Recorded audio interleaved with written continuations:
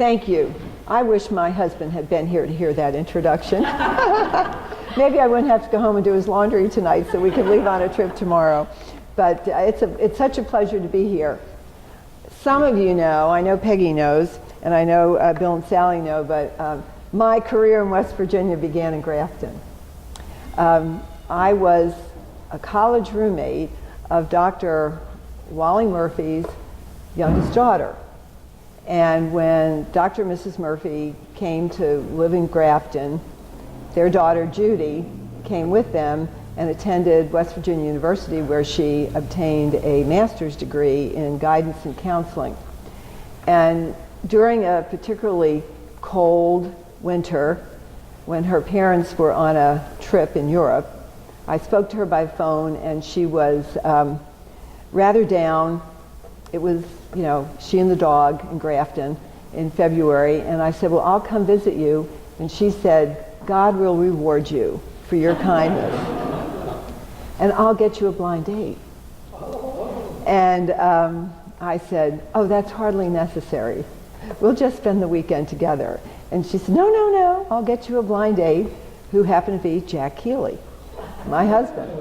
So I spent 2 years, or a year and a half actually, commuting between Dr. and Mrs. Murphy's house in Grafton and Clarksburg, visiting Jack Keeley, until we were engaged, and then his mother let me come on the weekends and stay there at her house.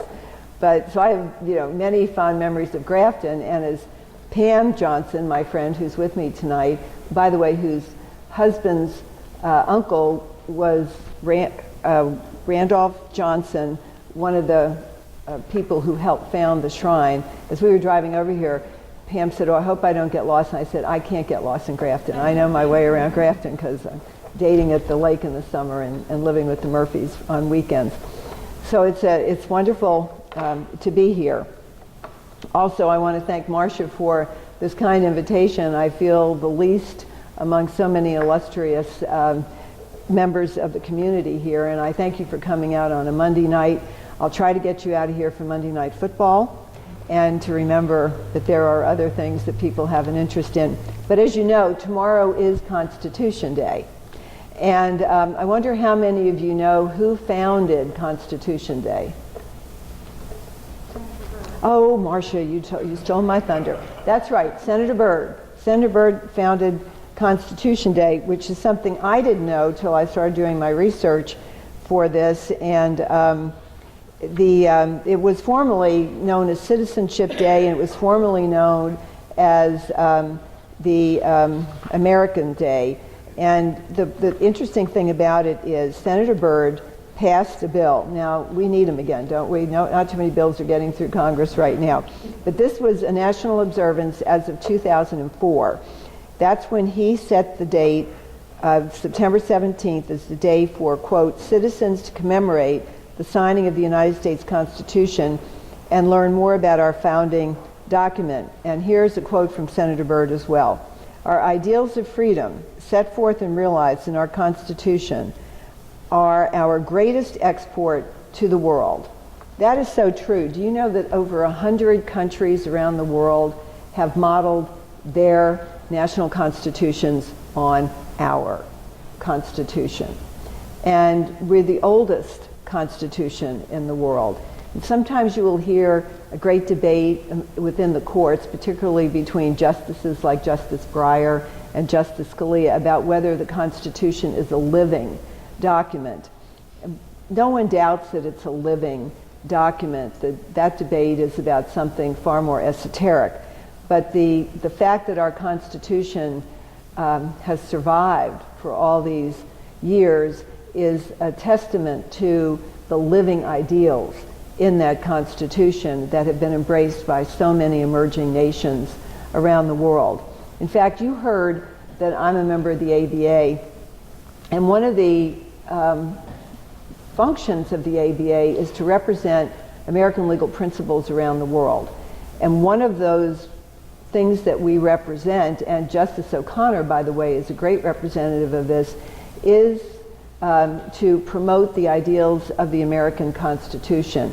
And she and other illustrious judges have traveled around the world to help national parliaments and congresses to draft and establish their own constitution.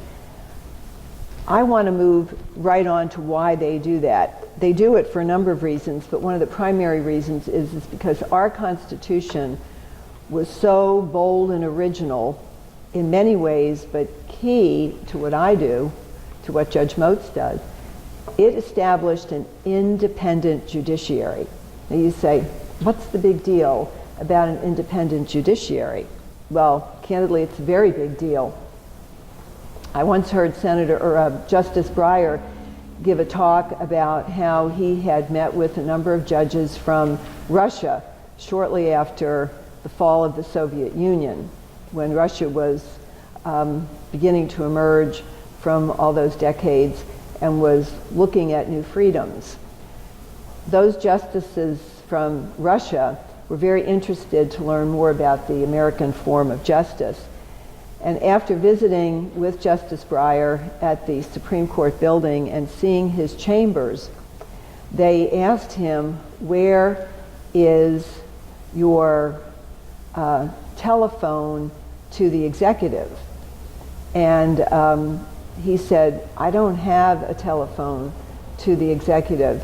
And he said, they said to him, you mean the White House doesn't call you and tell you how to decide your cases? That is what they do in Russia, all right? So embedded in our United States Constitution is this wonderful principle of the independence of the judiciary. Now in Europe, that is not the case. We don't have a parliamentary system of government. In Europe, and I've met with both law students and judges from Europe, you pick your track for your legal career. If you want to become a judge, then during your legal studies, you will study to become a judge. And you will start out at a lower administrative level until you may work your way up to become a trial judge or perhaps an appellate judge. But that's a conscious decision that is made, and you are appointed by the executive to these positions. Now, in the United States, you'll say, well, okay, Judge Keeley, doesn't the president appoint you? Yes, the president does appoint me, but there's a big difference. It's with the advice and consent of the Congress, or the Senate, actually. But after that, any federal and state judicial officer is separate and distinct from the executive branch and the legislative branch. You can't get a phone call saying, here's what you need to do with this case. I don't know if you understand how important that is, because if you study the history of the judiciary around the world, once that concept of the independent judiciary that is unique and original to our Constitution found its way around the world, things started to change for other nations. So I don't know how many of you were aware of that, but we take our independence of the judiciary, which is Article 3 of the Constitution, for granted. And it was something new and different at the time that the Constitution was being drafted. I'm going to talk about the Constitution, but before I do, I'm going to put it in the concrete context of my job, because I think very often it's hard to distinguish, if you don't do this work, between the parallel courts of the state and the national system. We have a federal system, with co-equal three branches of the federal government, and then we have the states with the state system of government, beginning with the governors, and the legislature and the judiciary. So they look like each other, but they're very unique and different. Our Constitution only covers the federal branch of government. How many know Article 1? Article 1 is the legislature. Article 2 is the executive, that would be the president. And Article 3, the judiciary. Does anyone know what courts are actually created by the Constitution? The Supreme Court is actually the only court that's mentioned in Article 3 of the Constitution, and such inferior courts as the Congress may create. But the Judiciary Act of 1789 created what are called Article 3 judges. That would be the appellate judges who sit on the circuits of the United States, and the district judges such as myself who do the trial work in the federal district courts. If you think about our American judiciary on the national level, think of a triangle. And at the bottom, you have the district judges under Article 3. Moving up to the middle of the triangle, you have the circuit or appellate judges. And there are actually 12 appellate courts in the United States, all of which send cases to the one Supreme Court of the United States. The Chief Justice of the United States has the responsibility of administering the courts of the United States. Now that concept isn't in the Constitution. The Constitution just kind of said, go do this judge thing.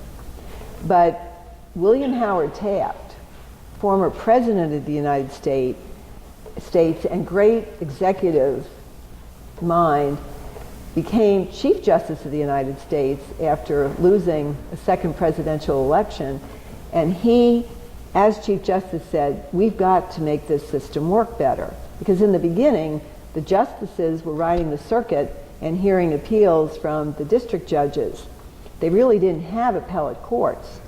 And by the time you get to William Howard Taft at the beginning of the 20th century, it's very unwieldy. And so he organizes the judiciary, and he actually creates an administrative body called the Administrative Office of the Courts, which we sometimes think we have to remind, you're not the judges, we're the judges.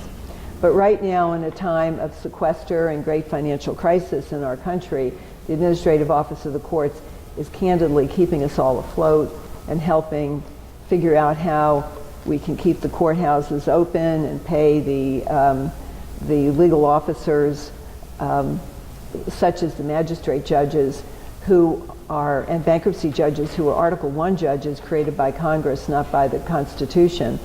And so they're through the executive branch, although once they're appointed, they don't answer to the the legislative branch, excuse me, they don't answer to the legislature. But we have a financial crisis right now that candidly is very frightening. Today I received a letter I never thought I would receive, and it was signed by the judge who heads the Administrative Office of the Courts, and it said, all Criminal Justice Act payments to defense counsel who were appointed are suspended until at least the beginning of October, if not beyond, until Congress decides how we're going to handle the financial matters of our country. We have looked at furloughs, we have looked at layoffs. Fortunately, at the judiciary level, we haven't had to do that yet, but that is rapidly becoming a possible reality. We've had to suspend all improvements to our IT because we don't have the money to do that and pay salaries. And so right now we're trying to manage those very serious questions of budget in a way that keeps the courthouse doors open. The marshals who are legislatively tasked to protect the judges and the court buildings are facing the same kind of crisis. They're executive branch people. The United States Attorney's Office, the Federal Public Defender's Office are all facing the same problem. So now lawyers who were appointed by judges such as myself to represent defendants and have incurred expenses and time will not be paid, and we don't know for sure when they will be paid until after this budget crisis is resolved. That I'm telling you about, not because I have an opinion one way or the other, but I want to bring to you the concrete reality that this affects perhaps neighbors, friends, and it's something that ultimately we hope Congress will be able to resolve. the budget crisis also affects probation and pretrial services. In the federal system, those are the they're really types of law enforcement officers who keep track of and careful monitoring of our pretrial detainees and also those who are on bond. And then after someone is convicted in the federal system and serves their sentence, they come out and are put on, not parole, because we don't have parole in the federal system, but on supervised release. And supervised release requires drug testing, reporting, try to get a job, living in a stable environment, all these kinds of things. But the fiscal crisis is impacting our ability to keep these employees, all of them, and also to provide them with the means necessary to continue to do their jobs effectively. So, we do have a crisis there. All right, let me move from that to perhaps some more interesting topics, because I know our time is limited tonight. In researching for today, I did find some interesting facts that I thought that I would like to pass on to you. The fact of the matter is, I'm a former history teacher, so constitutional trivia is kind of interesting to me. But I wondered how many of you know that there are misspellings in the Constitution. I never knew that. Did you all realize that? The last time you sat down and read the original document? Did you know that? The most glaring is the spelling of the state of Pennsylvania, which is actually spelled in the Constitution P-E-N-S-Y-L. No, that's the right spelling. I don't know how they misspelled it. But it was misspelled, and it's never been corrected and obviously for the original, but most people don't know that. The Constitution had originally 4,400 words in it, not a lengthy document, and after the addition of the Bill of Rights, it was only 7,600 words, I think. So not a tremendously long document. And you think about the most powerful documents in our nation's history, they're not wordy. They don't go on forever. The Gettysburg Address, need we go any further? You know, Lincoln's Gettysburg Address is one of the shortest speeches ever, and yet one of the most powerful. Well, the same thing for the Constitution. Some other facts that I thought were interesting was that the Constitution was not signed by Thomas Jefferson. I think we all just assume, since he was part of it all, that he signed the Constitution. And the reason isn't that he opposed it. Obviously, he did not. He penned the Declaration of Independence, which is on which the Constitution is based. But he was in France at the time when the Constitutional Convention took place.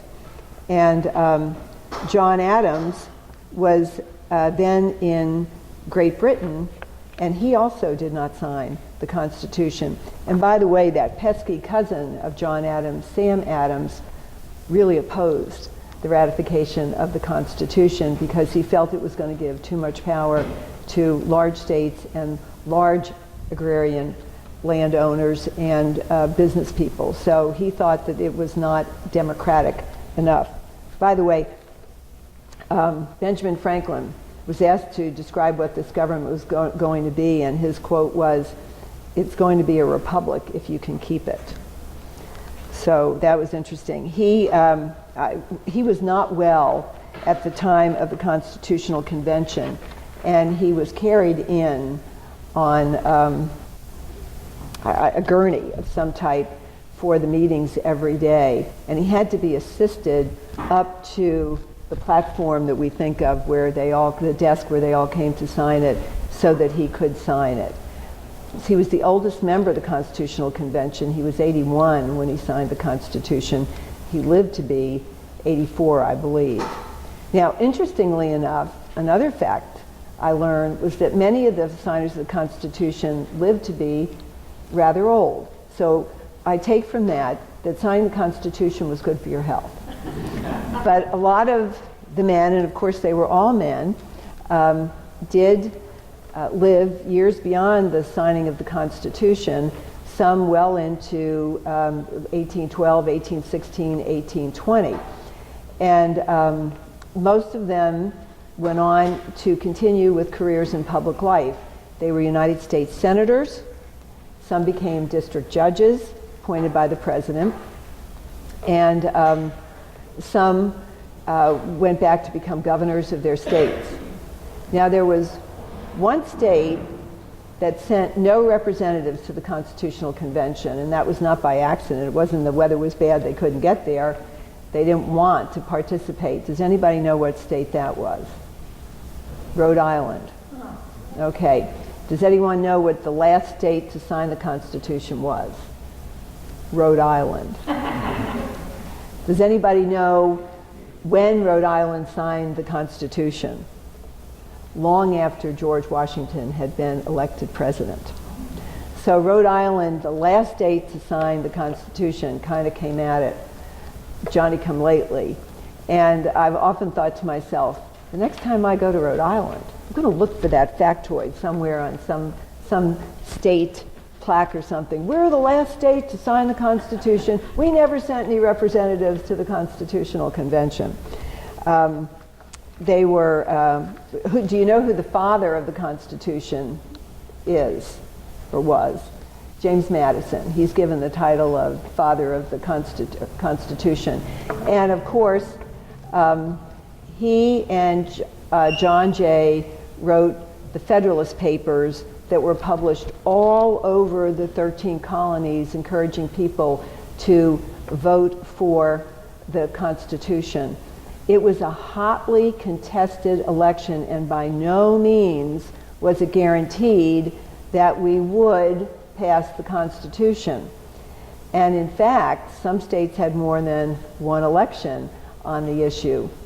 Rhode Island being one of them. So it was, I believe it was George Washington who described it as a miracle. A, that the Constitution ever got drafted, and B, that it was actually ratified. During the Constitutional Convention, I thought you might be interested to know that it was held, the deliberations were held in secret. Sorry, the press was not there. The public wasn't allowed in. There weren't minutes that were published, although they did have minutes. Why? Because if you remember, the purpose of this convention, as it was originally designed, was to edit, reform, if you will, the Articles of Confederation, correct? Nobody was sent there to come up with a new system of government. They were sent there to make the very ineffective system under the Articles better. So when they began their work behind closed doors with lips sealed, it was because they were not doing what they were sent there to do. And I think when we think about our founding fathers, we don't think of them as those radical people. I mean, who were the founding fathers? Very prominent businessmen, very large plantation owners from the South, wealthy people. There were only a few who were actually small farmers, although the country itself was 90% small farms. And most of the people in the country worked on small farms. But the people who wrote the Constitution didn't necessarily represent that economic model.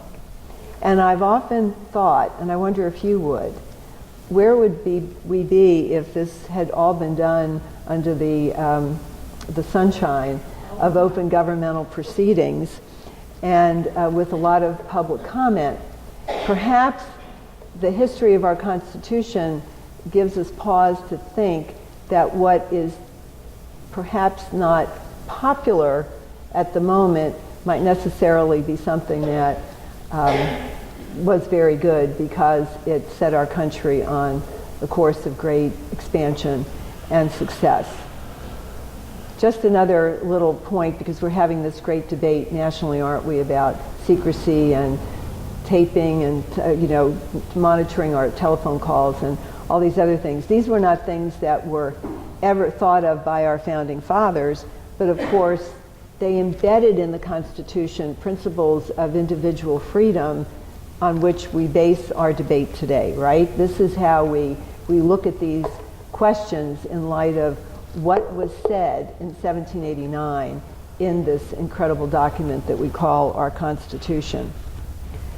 A couple of other facts that I would pass on to you. When Benjamin Franklin died in 1790 at age 84, there was no more popular person in the United States. There were 20,000 mourners at his funeral. It was the largest public gathering ever until that time. Also, when I just thought I would point out to you, when they had that first election on ratification in Rhode Island, it was in 1788, and the vote was 237 in favor and 2,945 opposed. Can you think why? There probably weren't a lot of plantations in Rhode Island. There probably weren't a lot of large business enterprises in Rhode Island. And I haven't researched it, I just have the sense that this was something that the local person, whether small business owner, farmer, whatever it may be, and in that case probably a lot of fishermen as well, were not terribly in favor of. I think tariff was probably a big issue too. So I had circled another couple of things I wanted to point out here. The median age in the United States at the end of the 18th century, when our Constitution was ratified, was, are you ready for this? 16. 16. And today it is 34. So we're actually a much older country today than we were at the time of our founding. And 19 of every 20 citizens lived on the land, not in the city. And 70% of the land was worked by the owners. Only 30% was worked by tenants. The South was very different from the way or the plantations of the South, therefore, were very different from the typical presentation. The electoral vote in 1789 should have totaled 81 with regard to the election of President Washington, but only 69 votes were cast, so it really wasn't a unanimous election because the 2 electors from Virginia and 2 electors from Maryland did not vote. New York was entitled to 8 electoral votes, but the state legislature couldn't decide how they should vote or be chosen, so the state of New York officially didn't vote for president when Washington was elected president. I think that's amazing. William Few, F-E-W, from Georgia, was the only member to represent the yeoman farmer class, which comprised the majority of the population of the country. 19 of the members who were chosen to represent their state never attended a meeting. Now, we know there are many reasons why that could happen. They weren't funded to go. The weather was really bad. They had obligations to their families, to their farms, and to their businesses. But, I mean, we think transportation is such a non-issue today, we forget what it took to get to the city of Philadelphia in 1887. There's a term used in the Constitution that I thought was interesting, and I didn't even realize it was in there. The term is others. And what it refers to is ethnic minorities. Of course, you know about the 3/5 compromise in the Constitution, which embedded the concept of slavery in the Constitution. That occurred, I'm no expert on this, I just know, what history tells us.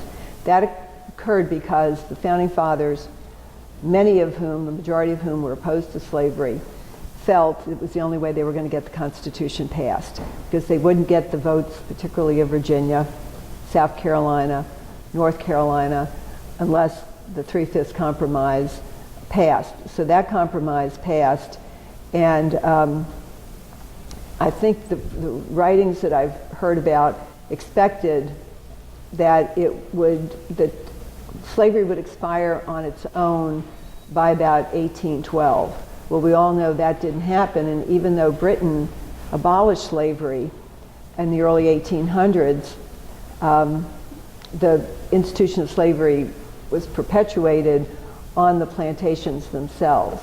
But it was in the Constitution of the United States, for those who were unaware of that. Now, does anyone know whether I thought this was really interesting, and I had candidly just forgotten all about it. I'm sure it was on a quiz I had when I was a student. Does anybody know if the concept of the Vice President is contained in the Constitution? The way I phrased it gives you the answer, doesn't it? It's not.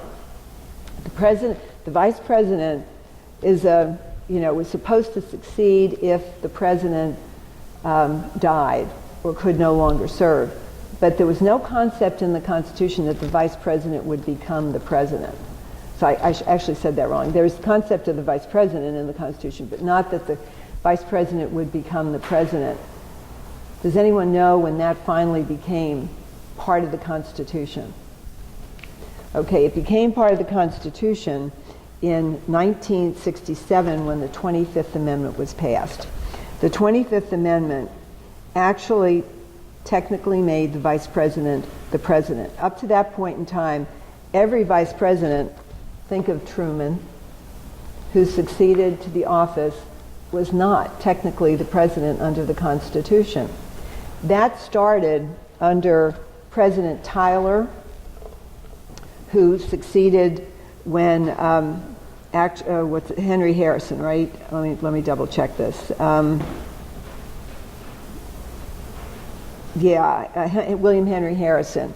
So from 1841 until 1967, any vice president who succeeded in the office should not have been called president. I don't think Harry Truman would have cared for that very much. Marcia, you tell me. I think, am I running out of time here? Where are you? There you are. Just whenever you're ready. No, I just want to conclude by giving you a final overview of how I got to be a judge, now that you know something about the Constitution. There's a saying, and I think Judge Motes will appreciate this, in order to become a judge, you have to be political. You have to know a few people. In the state system, you're elected to office, so you definitely have to go out and campaign and know people. In the federal system, there's one campaign. That's the campaign to become the judge, but after you become a district or a circuit judge or justice for that matter, you're absolutely apolitical after that. You're appointed for life, and you're appointed by the president with the advice and consent of the Senate, and that is in the Constitution. My what does that mean? Well, that means that the way it really works is your state senators, federal, in my case, Senator Byrd and Senator Rockefeller, seek a nominee who, by tradition, is from the party of the sitting president. All right? And at the time I was appointed in 1992, that was the end of George H.W. Bush's presidency. He didn't know it at the time, but the election was in November. But I was nominated to the Senate by President Bush, but I could not have been nominated without the support of Senator Byrd and Senator Rockefeller. So it was a bipartisan situation. I had to go to the Department of Justice, the Office of the Attorney General, and sit through interviews. Every president does it differently, but President Bush received the recommendation of the Attorney General, and then if he accepted it, he called you personally. So I have this great story about being called by the White House to say, President Bush is going to call you to tell you that he is sending your name up Pennsylvania Avenue to the Senate. And I was like, okay, when is that going to happen? And they said, we can't tell you exactly, we can only tell you the day. So so I go marching down the hall. I was at Steptoe and Johnson in Clarksburg and said to my secretary, blah, blah day, President Bush is going to call me. What? I said, well, I can't tell you when, but President Bush is going to call me. So I said, that means neither you nor I can have a cup of tea, a cup of coffee, or a glass of water, because I do not want to be in the bathroom when he calls. It was late in the day when he called. My husband, Jack, had told our daughters, 3 of them, and 2 very small at the time, that I was going to receive a phone call from the president. So of course they immediately assumed that he was calling the House. And then they started the great debate over who would get to answer the phone. Like it was going to, this is before we knew who was calling. And he called at my office, so I came home and I said to Jack, I don't know how we're going to tell the girls. He said, let me take care of it. Now, I know Bill and Sally Harmon know my husband. He's a great jokester. So the next morning at 7:30, before they left for school, the phone rang, and he ran to answer it, and he said, who's calling? The president? And I knew nothing, because he knew I would give it away. So the girls came running, and he said, well, just a minute. Some people here want to talk to you. And my Kate got on the phone and said, hello, Mr. President, this is Kate Keeley. I'm Irene Keeley's daughter. I just wanted to say hello. And this person at the other end responds appropriately. And when she got off the phone, she looked at my husband, Jack, and she said, that sounds an awful lot like Denny Elbin, Dad. Denny Elbin was my husband's foreman, superintendent, actually. And I've never gotten over that, because the girls were waiting so anxiously for the president to call our house at 7:30 in the morning. But not many presidents made the effort to call their nominees. And when that happened, you knew your name was going up to the Hill. But he also said to me on that call, Mrs. Keeley, once I send your name up, I'm afraid I won't be able to help you. I don't have a lot of fans up in Congress right now. Now, this wasn't his son, this was President Bush, 41. So anyway, Senator Byrd was so helpful, and in his memory, I do have to say that he was always able to work both sides of the aisle. And there was a very interesting story about my nomination, that of 3 other women, including Sonia Sotomayor, now Justice, but then for the District Court in New York, being held up by a dispute that had nothing to do with us. We just happened to be the first group of 4 women to go through, the first ever in history. And another senator decided that was a highly public issue. He was just going to hold us up because he had another battle to fight. And Senator Byrd had the stature to broker a deal, because but for him it would not have gone through, I don't feel. And prior to that, though, Senator Rockefeller was so helpful to me. He actually went up to the Department of Justice and spoke with the Attorney General on my behalf, not something senators typically do, because there was a feeling in Washington I might not be a very good Republican. So, since I had bipartisan support, what can I say? But once you get that position, you never again dabble in politics. So people forget that, and they say, well, why couldn't you come to my rally, or how come I didn't receive a contribution from you? And the answer is very straightforward. I would be impeached if that were to happen, and that's where I'll conclude. If a federal judge serving a lifetime appointment by virtue of the Constitution of the United States does not behave appropriately, then the Constitution provides for impeachment, the same way the president is impeached. And we have had district judges who have been impeached, one of whom currently serves as a member of the House of Representatives from Florida.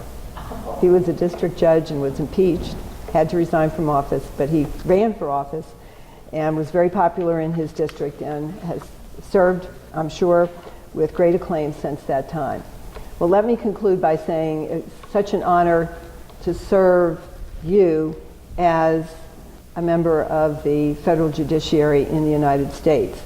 There isn't a day that goes by that judges, whether we're on the state court, like Judge Motes, or I on the federal court, don't understand that what we're doing is a public service, that we've been given this great honor by the people through a document as wonderful as the Constitution of the United States or the state constitution. And it's an honor that comes with a responsibility that weighs heavy on our shoulders. And while you may not always agree with what a judge decides, I can tell you every judge makes a decision after long, thoughtful analysis, reading of the law, and based on the facts of the case. Sometimes the press reports it in a way that makes it sound like a judge may not have carefully analyzed it. I don't think I've ever met a judge that I could say just decided something because he or she thought it was the public thing to do, or publicly popular thing to do. It's a heavy burden. It's one that we understand and respect, and I thank you for coming tonight and listening.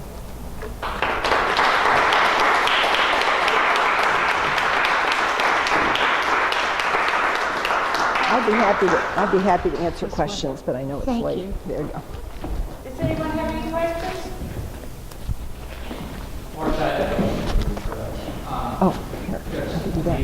Here. Recently, Senator Warren made a speech concerning the influence of corporate money on the judiciary system, specifically the Supreme Court.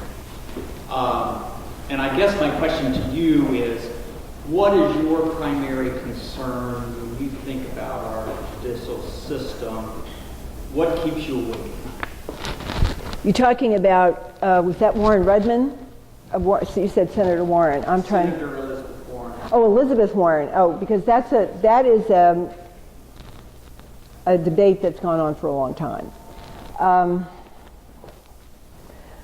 I suppose what that's referring to is the fact that today many cases go to mediation because a lot of people think it's too expensive to litigate, and that corporations, which may have more money, have the opportunity to bring heavy-duty litigation against a smaller person or a smaller corporation or something like that. And I don't think that's new. I think we've always had the idea that some people believe litigation is the way to manage problems and solve problems. I think the emerging concept today is it's too expensive, it's too unwieldy, and lawyers today, Judge Motes, I'd like you to join in on this, seem to prefer, if they can, to go, at least on the civil side, to use mediation as an alternative tool to resolve disputes.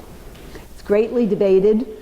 Judges such as we are figure that we're hired to try cases, and we like to do that, but I think we also understand that when you bring in jurors, you're taking them away from their work, taking them away from their families. You've heard about the cases that go on for months and months, and you wonder how are those people living their lives. Some of them have to be sequestered in very contentious cases. But always remember, everyone has that option to go to court and to allow anywhere from in a civil case, 6 to 12 persons, disinterested persons, to make the decision. I feel, whether it's the way I would have decided the case or not, jurors never make mistakes. Jurors listen carefully. How many of you have ever served as a juror? Okay. You know you worked hard. You know that you received instructions, like a roadmap on how to analyze what you heard and by way of evidence in the case. And I've gone into my jurors, I always talk to my jurors afterwards, and I've gone in and found them in tears.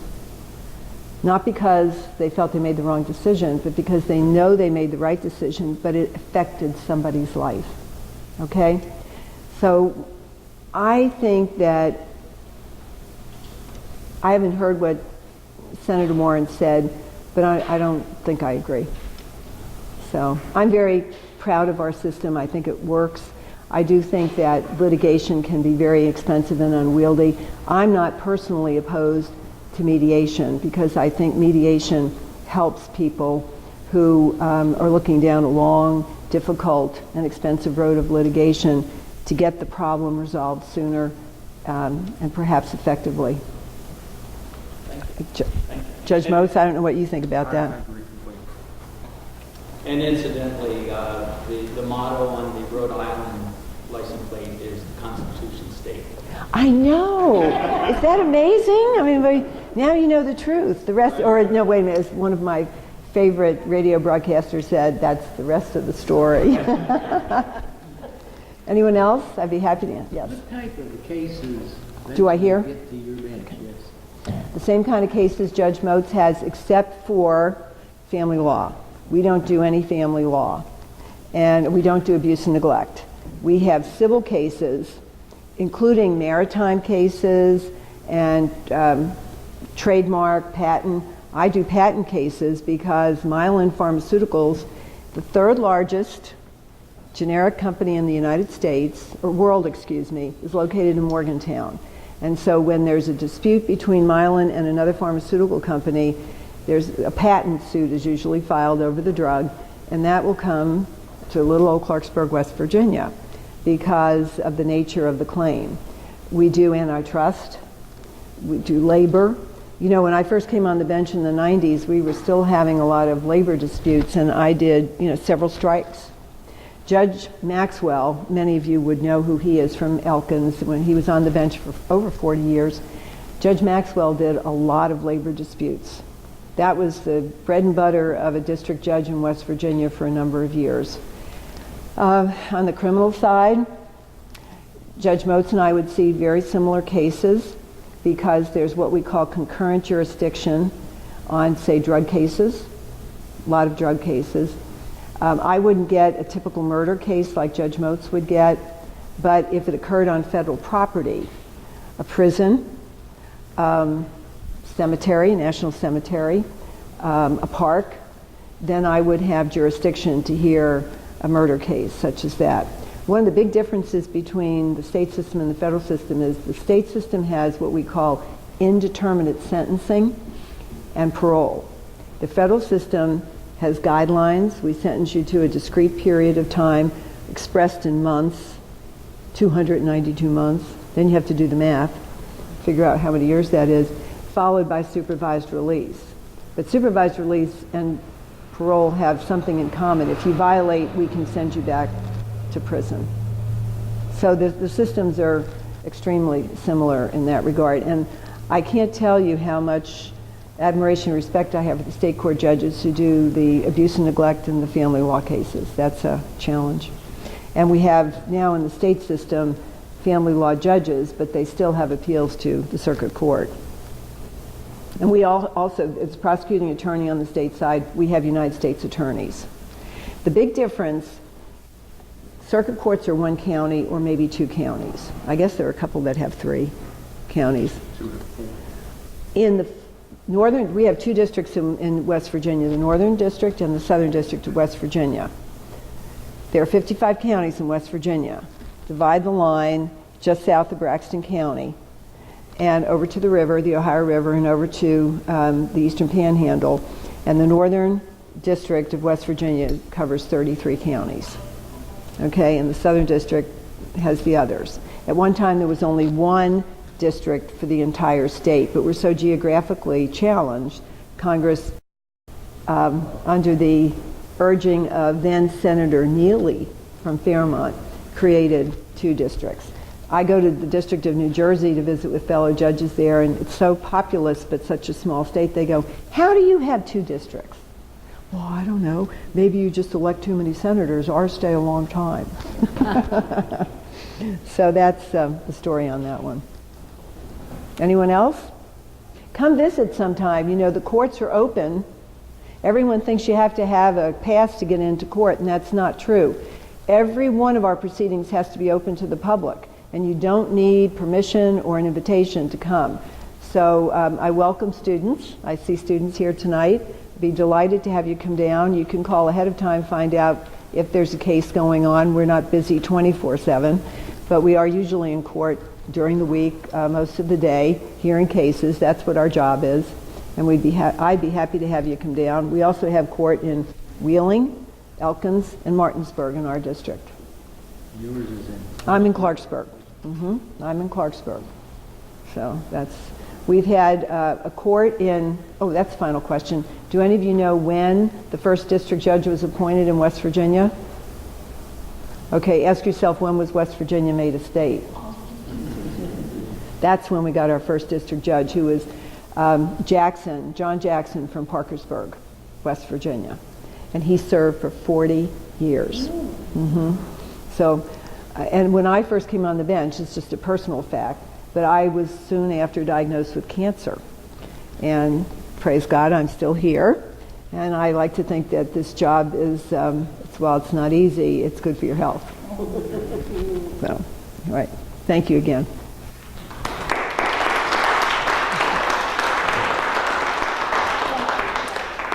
Okay. We enjoyed that very much. Thank you. We all learned a lot. I hope we can retain it for a little while. At my age, we have a presentation by Mr. Gelfi from the county. I fell off. First of all, Jazz, from the Taylor County Commission, thank you very much for coming to Taylor County. And for a lady that's only 39 years old, you certainly have done a fine job, and you're holding up very well. Thank you. I'm going to read a proclamation from the County Commission. Whereas we celebrate the anniversary of the drafting of the Constitution of the United States of America, whereas our Constitution stands as a testament to the tenacity of Americans throughout history to maintain their liberties and freedom and to ensure those inalienable rights to every American. Whereas let us forever uphold the ideals of the framers enshrined in our Constitution, and let us never cease in our pursuit of the more perfect union.